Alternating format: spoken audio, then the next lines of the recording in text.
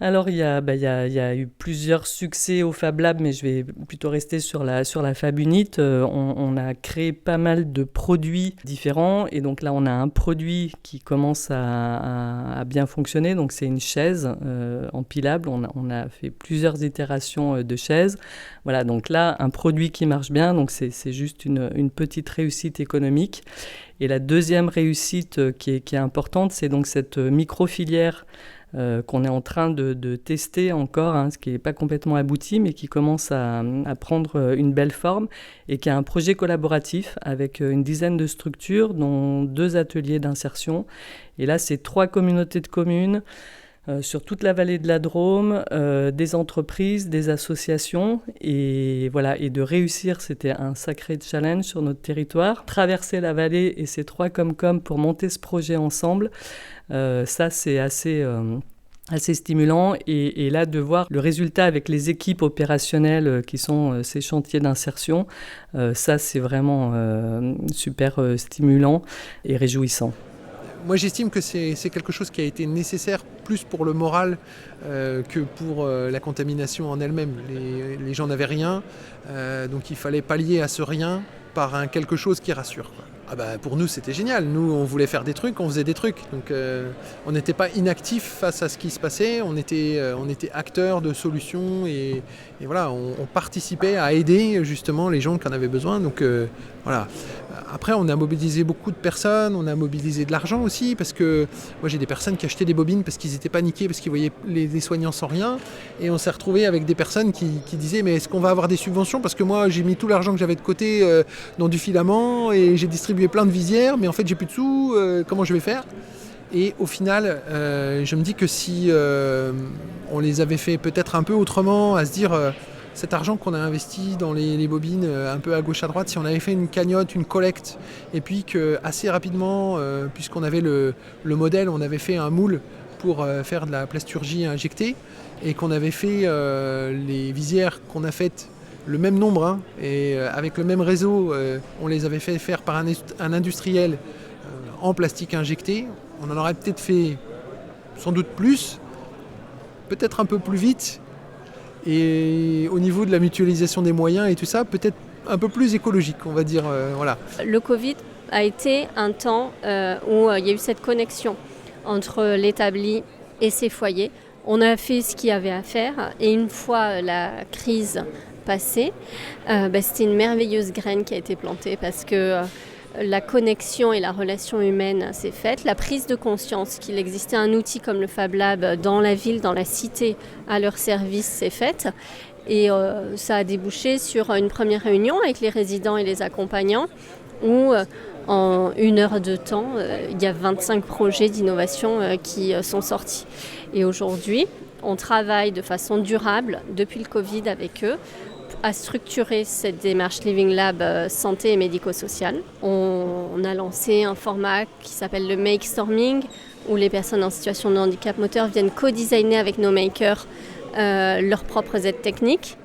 On a lancé un gros projet de recherche et développement pour des personnes en situation de handicap moteur qui ont des difficultés pour se faire comprendre, qui ont des difficultés pour parler de façon intelligible. Le résultat, c'est que ils ont des fauteuils roulants électriques qui leur permettent d'aller à peu près n'importe où, mais ils restent toujours enfermés au foyer, parce que quand ils vont ailleurs, on ne les comprend pas. Donc ils restent avec les personnes qui les connaissent et qui comprennent leur pattern d'expression. Donc on est en train de co-designer avec eux une IA qui est capable d'interpréter ce qu'ils expriment et de le retranscrire.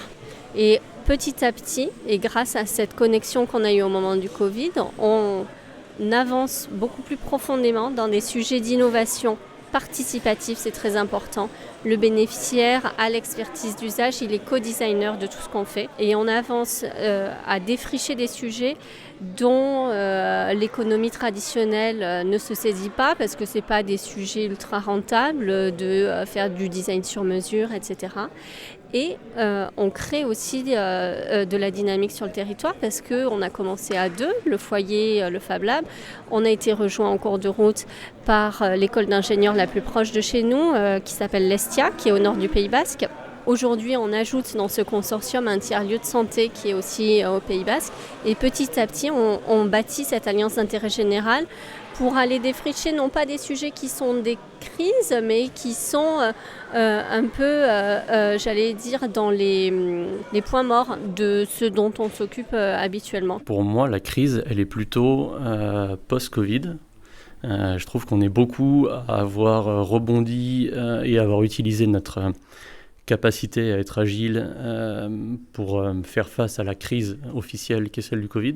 Du coup, on a tous monté des projets qui étaient un peu dans ce sens-là pour essayer d'apporter de la résilience à nos territoires, etc.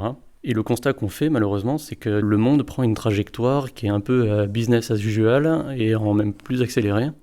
Donc en fait, pour nous, la crise, elle est plutôt maintenant en fait, de s'apercevoir que le monde ne change pas vraiment, on ne tire pas de leçons, on fait comme d'habitude, et du coup, on va même plus vite dans le mur, si je puis dire, que ce qu'on aurait imaginé pouvoir freiner, en tout cas avec nos projets, quoi. Alors qu'est-ce que cette crise a généré chez moi ? De la modestie sur mes ambitions. Je me rappelle, jeune maker arrivant à Artilect à l'époque, j'avais vraiment l'impression je me disais réellement, avec ce genre de lieu, ce genre d'initiative, on va révolutionner le monde, hein. On va convaincre les gens d'être des consommateurs, des producteurs, et du coup d'arriver à faire bouger un peu les lignes de cette société consumériste. Voilà, le fait est que j'ai revu à la baisse un peu toutes mes ambitions, et aujourd'hui on fait un peu de formation sur la construction de tiny house avec des jeunes de la mission locale. Pendant 1 ou 2 semaines, on permet à des jeunes déjà de se sociabiliser, de se rencontrer, de découvrir tout un tas de métiers du bois, de tout ce qui constitue en gros les tiny house. Et pour moi, déjà quand on fait ça, en fait, c'est déjà énorme et je m'arrête là. C'est beaucoup plus satisfaisant de voir un jeune qui s'est éclaté pendant 1 semaine et qui s'est remis dans une dynamique de chercher du travail ou de trouver une activité plus concrètement. Faire plaisir à son voisin et à quelques jeunes du territoire, mes ambitions sont comblées quand j'arrive à faire ça. Ouais.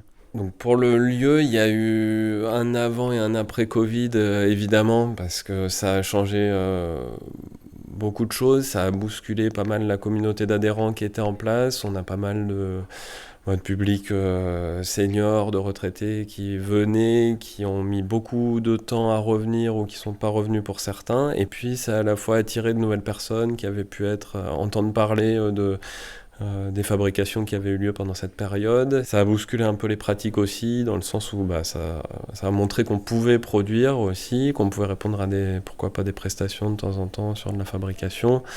Donc ça a un peu remodelé le Fab Lab, je pense. Après coup, on a vu naître de nouvelles opportunités plutôt par cette structuration du réseau, par le fait qu'on ait réussi à continuer à travailler ensemble, à faire du lien malgré la période qui coupait un peu beaucoup de monde. Ça a été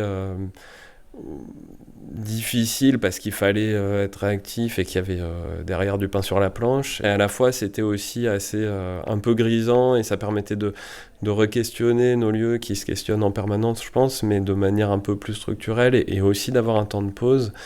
Ça a permis aussi de lancer de nouvelles dynamiques, y compris sur de la formation, des choses où on a eu un peu de temps quand même à côté de la production pour se redéfinir, voir où on allait sur les années suivantes aussi. Et puis essayer de gérer les difficultés qui étaient déjà présentes de financement et autres par une réaction un peu de réseau face à la crise.